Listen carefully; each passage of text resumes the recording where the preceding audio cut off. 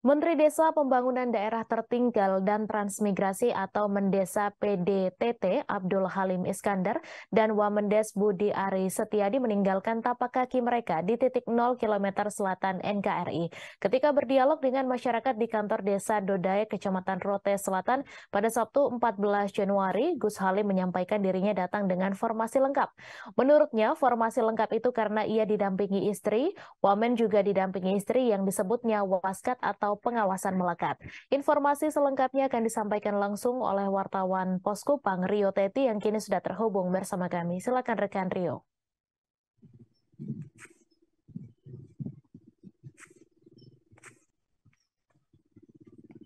Baik, rekan Mei dan Tribuner sekalian, dalam rangka menyemarakan hari lahir Undang-Undang Nomor 6 Tahun 2014 tentang Desa atau UU Desa ke-9 tahun, Menteri Desa Pembangunan Daerah Tertinggal dan Transmigrasi Abdul Halim Iskandar dan Wamendes Budi Ari Setiadi meninggalkan tapak kaki mereka di titik 0 km selatan NKRI pada Sabtu 14 Januari 2023 kemarin.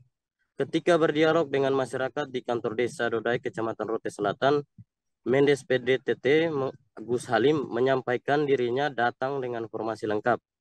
Tribuners, untuk diketahui turut mendampingi Mendes PDTT Gus Halim dalam kunjungannya ke Rotendao, yaitu istrinya Nyonya Lilik Umi Nasria Halim, lalu Wamendes PDTT Budi Ari Setiadi dan istri Sarah Mursandiana.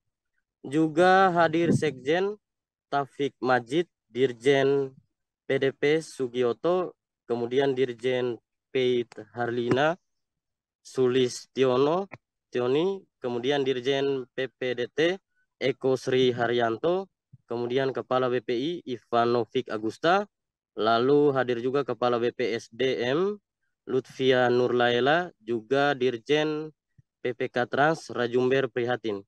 Menurut Gus Halim, formasi lengkap artinya kedatangannya ini dengan penuh sukacita dan juga didampingi istrinya, kemudian Wamen Budi juga didampingi istrinya.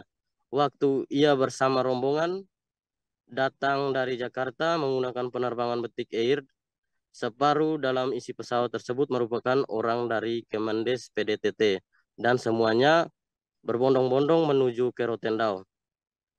Gus Halim juga memaklumi bahwa seharusnya akses jalan yang rusak saat meninjau titik 0 itu harus bagus dan juga harus ada monumen yang ada di sana.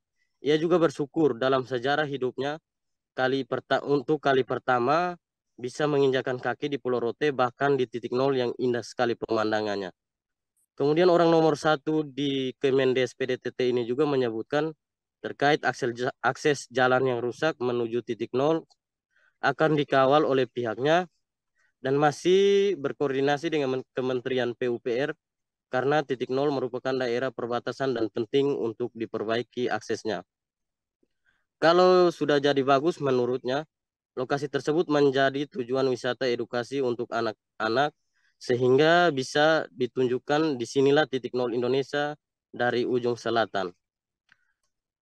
Kemudian disampaikan oleh Gus Salim juga bahwa masyarakat perlu bersyukur atas jasa-jasa Presiden Jokowi karena pada Sabtu 14 Januari 2023 malam kemarin dilaksanakan peringatan 9 tahun Undang-Undang Desa yang puncaknya merupakan pidato dari Gus Salim sendiri. Menurut Gus Salim, momentum disahkannya Undang-Undang Desa pada tahun 2014 yang lalu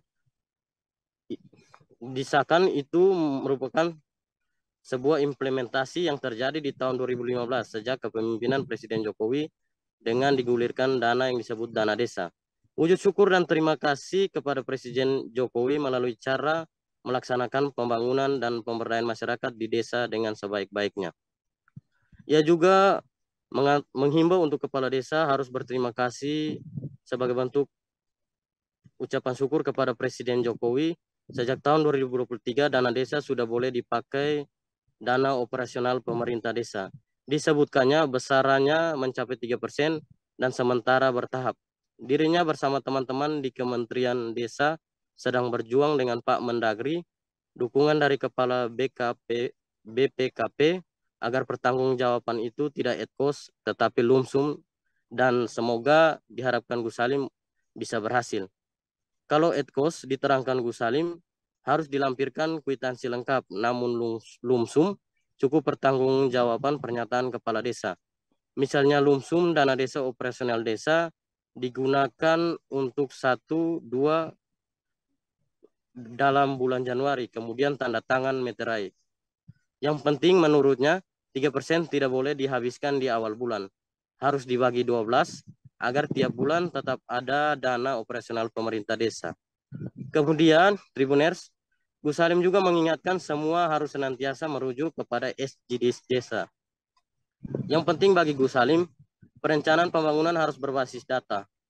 Karena sangat mendukung usulan, dirinya juga sangat mendukung usulan dan aspirasi para kepala desa dan perangkat desa untuk mulai mereview undang-undang desa yang usianya telah mencapai 9 tahun. Di samping itu, sesuai dengan edaran yang telah Gus Salim kirimkan kepada desa-desa, bahwa pada Senin 16 Januari 2023 yang menghimbau agar seluruh kepala desa di Indonesia melaksanakan apel dalam rangka peringatan 9 tahun Undang-Undang Desa tersebut.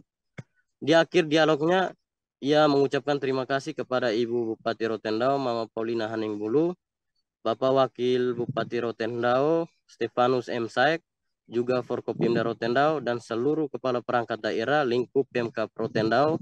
Kemudian yang teristimewa untuk masyarakat Kabupaten Rotendao yang telah menyambut dan menerima dirinya beserta rombongan di Kabupaten Rotendao. Demikian rekan Mei, saya kembalikan. Terima kasih rekan Rio atas laporan Anda, dan Tribuners, wartawan kami juga telah menghimpun wawancara dengan Menteri Desa Pembangunan Daerah Tertinggal dan Transmigrasi. Berikut tayangannya untuk Anda. Membanggakan Kepala Dinas PMD Provinsi Nusa Tenggara Timur, Ibu Bupati Rotendao, Pak Wabu, Pak Ketua DPR beserta jajaran Forkopimda dan para kepala desa, para pendamping desa, dan seluruh yang hadir. Pertama, saya bersyukur hari ini bisa datang ke Rotendao dengan formasi lengkap. Nah, ini sejarah Rotendao. Formasi lengkap. Saya didampingi Pak Wamen, saya didampingi istri. Nah, kemudian didampingi Pak Wamen juga didampingi istri. Nah, itu yang saya maksud formasi lengkap. Jadi waskat, pengawasan melekat. Terima kasih sudah nonton. Jangan lupa like, subscribe, dan share ya.